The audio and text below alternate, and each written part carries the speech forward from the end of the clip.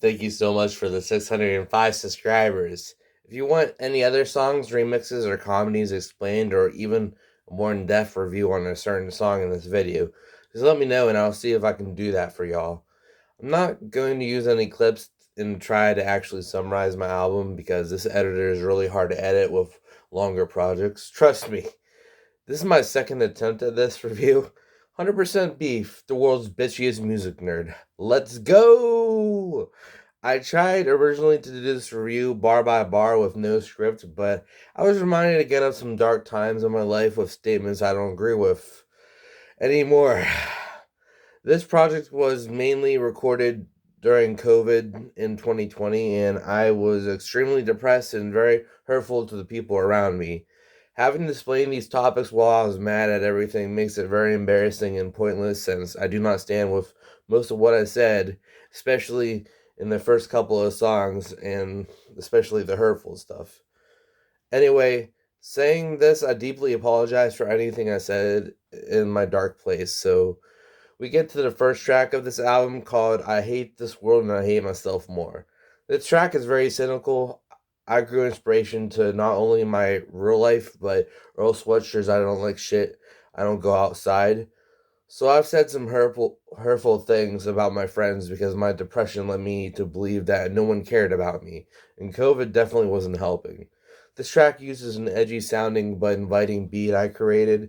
When things get more intense, I tend to say the worst things using the intensity of the beat to my advantage.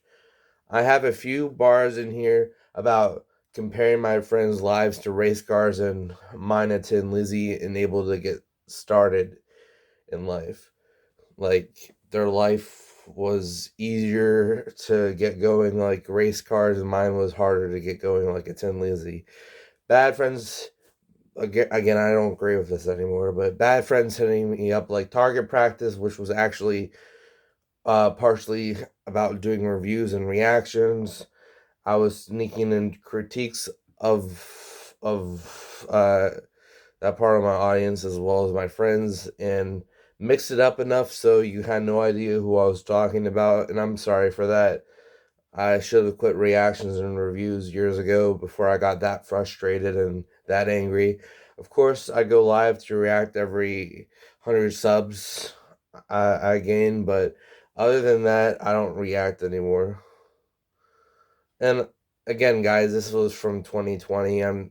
This is a, you know, I, it's, these, the two songs that are really embarrassing are from 2020, so, not recently. Because I'm okay with going live every once in a while, but other bars like asking God to give me a light bulb like Thomas Edison, which Thomas Edison created a light bulb. Light bulb in this context is an idea, and going nowhere till I'm bones like Skeletor, which is a cartoon skeleton. Otherwise, meaning I'm going nowhere till I die. And I said in the song, I pray to God to just end my life, but I'm glad I'm alive, and I disagree with that. So yeah, I'm not going nowhere until I die. That part of it was a lie. I'm working on getting a future and bettering myself. Worst of all, this track deals with talks of suicide and the metaphor that Satan is in my ear tempts me to do it. I don't believe demons or Satan do that, but I wouldn't put it past them. I don't focus on that. I just make sure that I take the responsibility and improve myself. I compare my mental health to the Battle of Armageddon, and if you're a Christian, you might know that this is the battle. This battle is a final battle on earth between Satan and God. It seems like a big over exaggeration, but I felt that way, and because it was just bad back then. So I wouldn't say I was exaggerating, even though it sounds like it. I created this song with the mindset of if I criticize others, I must criticize myself to make this work. I was being sincere, but I put my personal demons last, along with a hook saying that I'm hurt and I'm miserable and I don't mean to be cynical. Hence, the name of the album is The Caring Cynic, where I was mad at everyone but apologized about it and didn't want to hurt anyone's feelings. I'm proud of this track because even though re listening takes me right back into that negative mindset, I'm proud of myself constructing the song so well. Deep down, and just getting it off my chest. But deep down, I was just a lonely man hurt by isolation of COVID last year, and can you really blame me? The second track, called I Hate Being Lonely and I Hate Being Used More, hits you more of the same, only with twice the anger. I consider this part B to Why I Hate This World and I Hate Myself More. The same types of topics, only I was so mad I actually had a gun sound effect when I talked about bad friends hitting me up on the spot. I don't have any bad friends. I was sick of the reviews and reactions, so it led to feeling cynical around my friends as well, especially when I get hit up to give rides or help with something they needed. They all had a good reason to hit me up, knowing the backstories of their lives now, but because I assumed and was already feeling used, I got really angry. With the gun sound effect and the line, everyone line up knocking down dominoes. Yeah, I'm sorry, everyone. I was so angry after a friend just asked me to do something out of the blue. I don't have a murderous bone in my body, and I was so angry I had to express my anger somehow without addressing what was actually going on, or I would have lashed out at everyone at the time. I just needed a way to get out the anger. I wasn't directing the gun sound effect at everyone and I wasn't directing the gun sound effect at anyone. I just, like I said, I just need to express my anger somehow. Thanks for the 600 subs. It'll get easier once we finish this song because this whole album will be easier to talk about. This beat sounded cynical as well. It was produced by Slit Wrists, and I'll put his channel in the description. It had a mysterious vibe to it, which really helped the track. There's some bars like "Wanna knock some teeth out like a Bonnable." The Bonnable snowman got his teeth knocked out on Rudolph the Red-Nosed Reindeer. And obviously, I don't actually want to knock people's teeth out. Another bar is "I kick it like Kyle's frickin' brother." Kyle and Ike from South Park. Kick the baby. The shredding your trust because it's paper thin was an accident because I meant shedding my trust, but it worked because I probably shredded their trust with this music. I did just hang with my caseworker for a while, and I ended up criticizing myself at the end of the song. Fake like gold teeth and keep it on lock like Goldie. Other bars, Goldilocks and the Three Bears. I mentioned the porridge at the end if you didn't pick up on that. Then the famous book, Give Your Mouse a Cookie, I referenced to how I felt. Also, I like how I end each track with the title for a while. Anyway, I'm ready to move on. Let's get to some less embarrassing tracks. The third track was called I Hate Corporations and I Hate Being Manipulated More. It was a critique of the integrity of big corporations losing humanity when in business. Understandable, it's easy to with money, but some of the stuff they do is a little questionable. There's a class I took in college that explained uh, I am what I did in the song. For example, it's right in here. Associating attractive women with products. It's right in here. See that?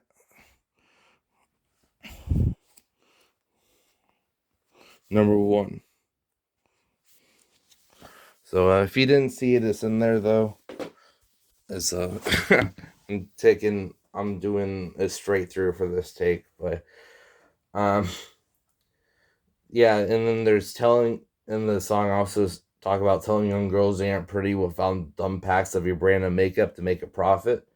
That's a aesthetic sensations for ads. So these are how ads appeal to customers. Other than that, I say that everyone treats money like a contest. I apologize because I left out the fact that there are people struggling financially. It's ironic that I talk about blanket statements in politics when I say everyone treats money like a contest. That's a blanket statement right there. I just took this as someone that lost a lot of friends to jobs personally. So I was just saying it in my perspective. Going back to the politics thing, I just don't like it when these politics shows on TV shove down one side opinions and act like the other side is evil and can't be trusted when, as Americans, we all need each other to come together. That's all I'm saying. I respect if you disagree. Anyway, I also talk about how grade school is just a babysitter. Public schools don't set up children for the real world. I think trade school should be an option freshman year of high school without any other classes that waste their time if they know what they want to do when they graduate. All you need is up to an eighth grade education because you forget mostly everything in high school. And if you're not interested in college, it's just a waste of time. School's like a prison in a way because you're forced to be there. Then you get thrown in actual prison if you don't go. You get served bad food that the government provides. You're forced to go in it and sit in uncomfortable desks that they haven't updated in years.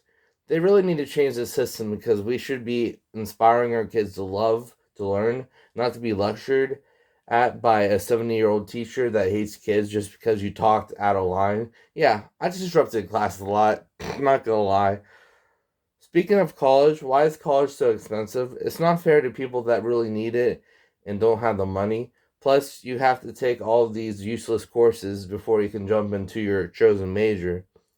I talked briefly about cancel culture. I believe if someone is a child predator or filmed a dead body in a Japanese suicide forest, then go ahead and call them out on it and hopefully they change their tune. But I was talking about canceling people over stupid things like a children's cartoon that came out so many decades ago. I consider those posts on Twitter about cartoons attention seeking and fame hungry. And there was probably a time like Elmer Fudd. There was probably a time when they liked Elmer Fudd till it wasn't cool to like him, or the hypocrisy of people hypocrisy of people calling people out on small mistakes they probably made themselves. My last point, what I meant specifically, you're only canceled if you choose to be. Again, there's a lot to unpack. I talk about minimum wage paying you just enough to survive, and honest sometime and honestly sometimes that isn't even enough for some people. So going back to college, if someone can't afford it, then you're out of luck. You're stuck in dead end jobs, and the minimum wage jobs treat you like garbage if you have an off day mentally and don't feel like working at your normal speed, or if you get everything done early, they complain when you finish your work, so they give you more work. I understand you're supposed to look busy and work all the hours, but that just punishes hard workers to become less productive at the end of the day.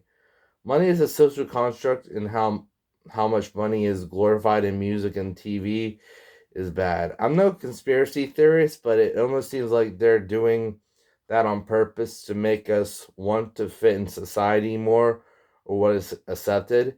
Money is important to an extent because of the system created for you know so so you survive, but you shouldn't base your self-worth on a bank account because I swear that's what society wants you to feel so you're more productive for the world. It's kind of gross thinking about it that way. So of course, in the caring cynic fashion, I had to add a more vulnerable part of the song at you know at the last part of the song to give more context to the situation. I'm insecure that I have no job and that uh society pressures you until to making more and more money along with friends slash relationships and stressful jobs and comparing yourself to others. When it comes down to it, I have autism, and a lot of people with autism struggle holding down a job. I actually got some research about that and put it into my music video. The main root of the last part of the song is just a man struggling to fit in to this corporate world that tells him he's not good enough because of him being high functioning on the autism spectrum. He constantly has to explain to people what he goes through every day when people ask normally, "What do you do for a living?" And he has to explain his disability when it's just a normal small talk for non-neurotypical people. And also has to deal with the insecurity that comes along with having to explain such things. Can you blame a guy for wanting to be mad at corporations and some people not understanding his diagnosis or even himself not fully grasping it? and if he can work or not, yeah, it's not fun. The next track is called I Hate Relationships and I Hate Agendas More. And I was just talking about the worst end of dating. I mean, the people that sleep around press you into things you're not ready to commit to yet, and people that aren't honest with their intentions going into a relationship. That's what I talk about in the song. I try to make this as level of a critique between men and women, just pointing out bad relationships in general. There was a lot of factors that I played into characteristics. There's a lot of factors that I played into the characteristics I talk about in the song, but at the time, I was already a part of a low key love triangle and used some of the things from that situation. At the end of the song, I talk about when I leave your world, I'll be an angel. I was referring to leaving the girl I was falling for that put me into the friend zone, was dating other people. Also, though I was having my suicidal thoughts and I'll never commit suicide, I'm just saying that if I'd kill myself, I'd still be an angel. But I'm never gonna do that, like I said. However, the first meaning is what I meant mostly, but it can go well with both saying I don't belong in any angle, dancing with devil, fuck your tango. And I'm also calling her the devil, which was definitely exaggerated over anger. Another part that has two meanings is when I say this addiction seems so devilishly wicked. I have self interest too, I admit it, because the mental hospital is how I'll be committed.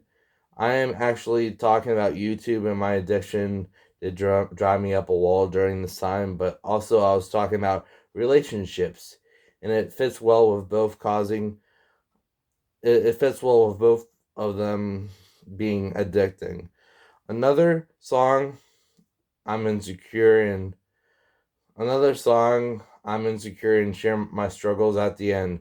This is another song I'm insecure in and share my thoughts at the end. And it's especially hard being asexual in a sexual oriented world. Yes, you could say that the world's orientation is sex. That flag at the beginning of the vid is a biromantic asexual flag if anyone is curious. Again, there's good people out there. I'm just talking about my insecurities and the worst scenarios I've seen out there. I like how I went with the beat Jonathan Shiloh made with using more intense situations with the uh angry sounding part of the beat than the more chill. I was more chill with my bars when the chill side of the beat came around. Jonathan said he was watching The Wizard of Oz and was inspired by the tone shifts in the movie to make them into a beat. Really genius, if you ask me. I am going to also link down Jonathan Shiloh's YouTube channel in the description.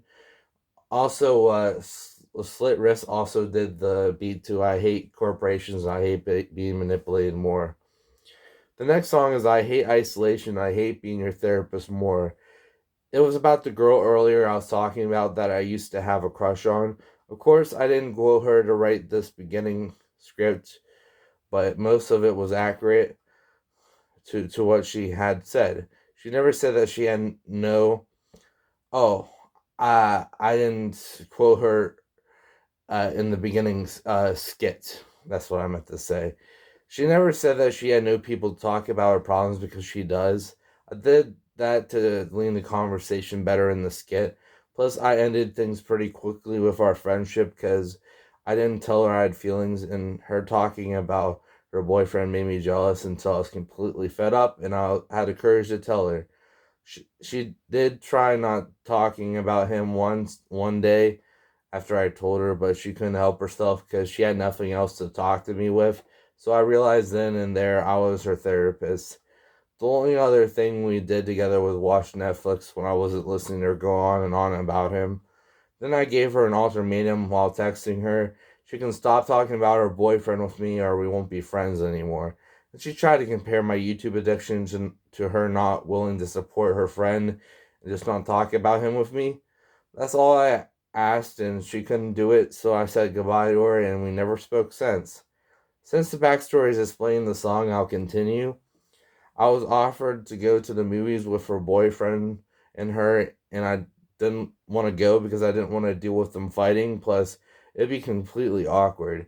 I was the third wheel, the afterthought, even though I was supporting her for a few hours before that, hearing her whine about her boyfriend before they see a movie together without me.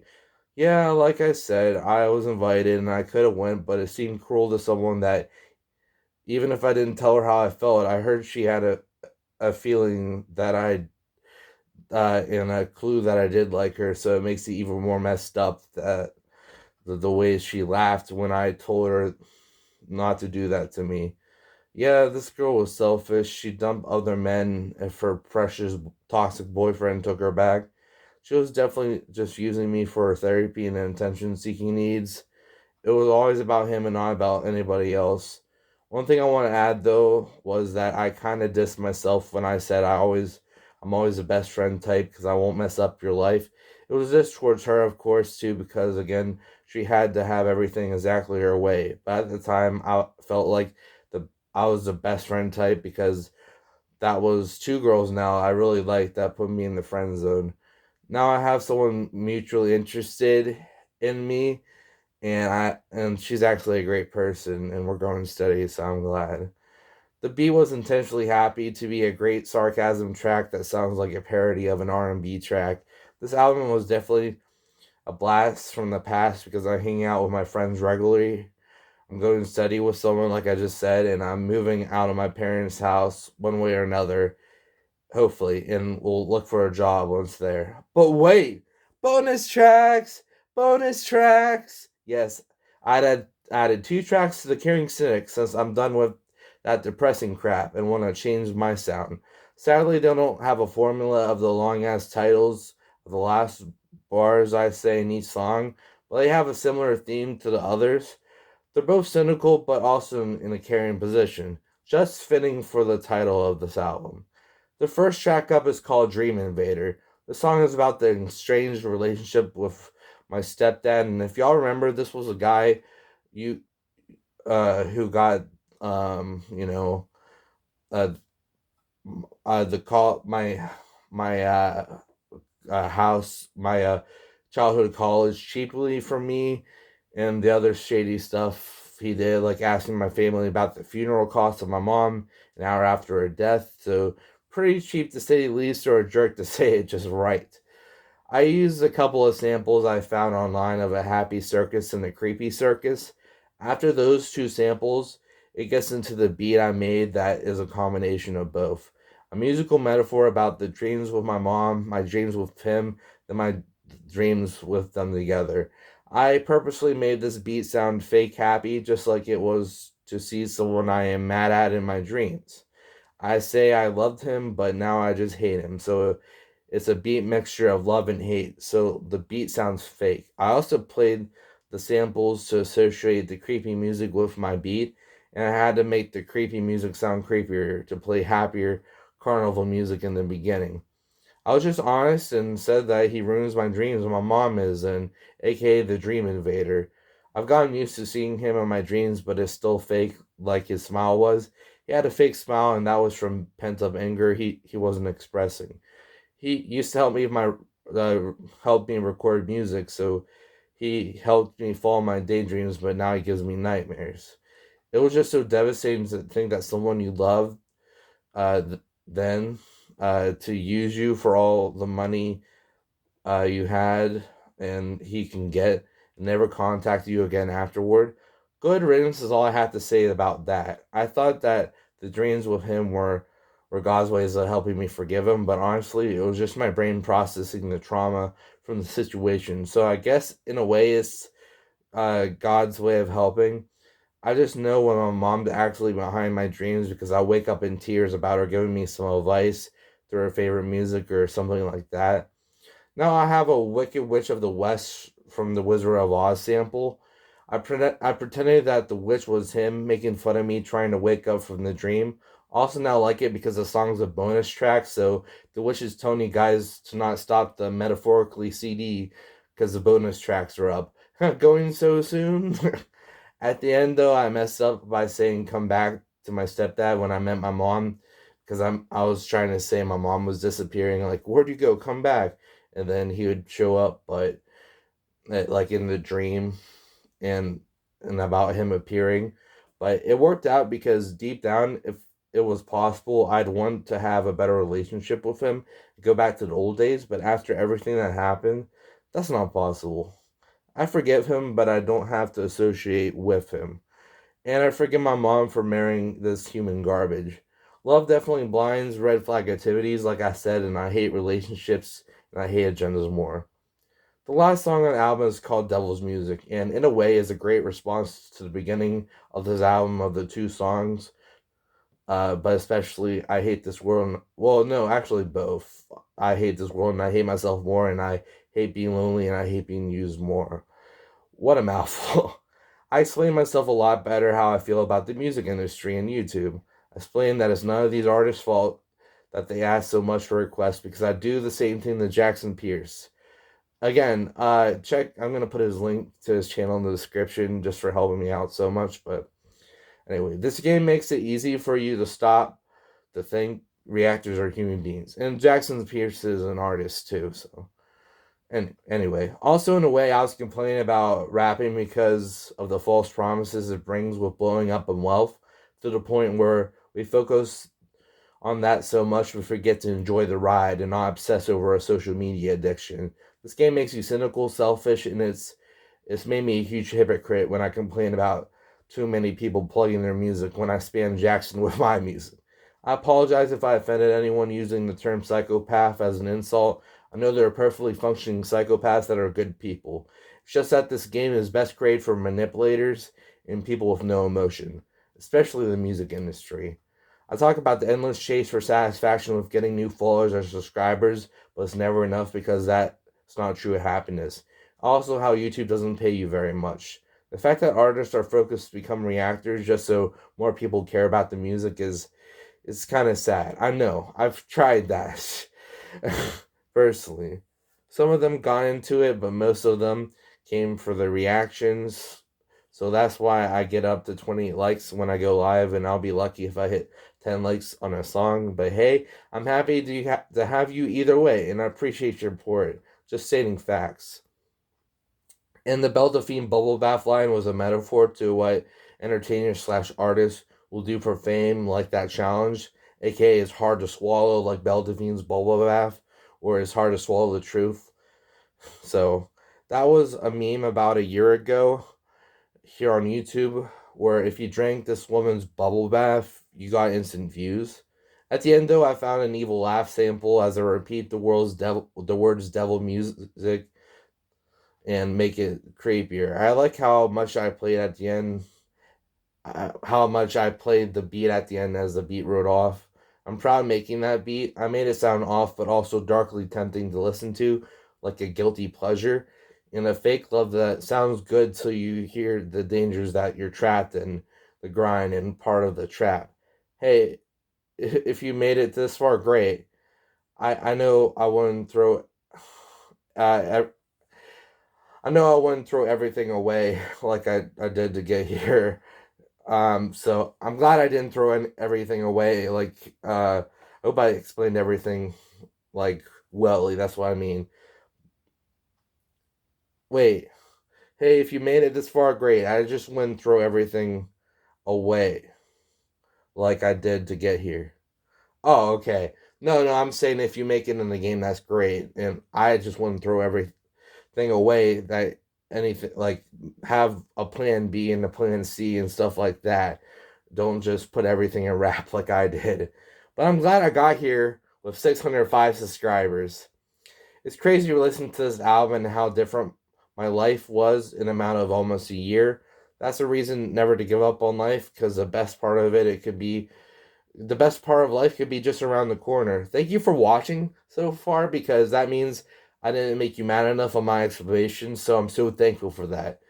Just so you know, I'm dropping a lyric video to the Caring Cynic. When it's out, I'll drop it in the link in the description. If it's not down there, check my next upload that's coming.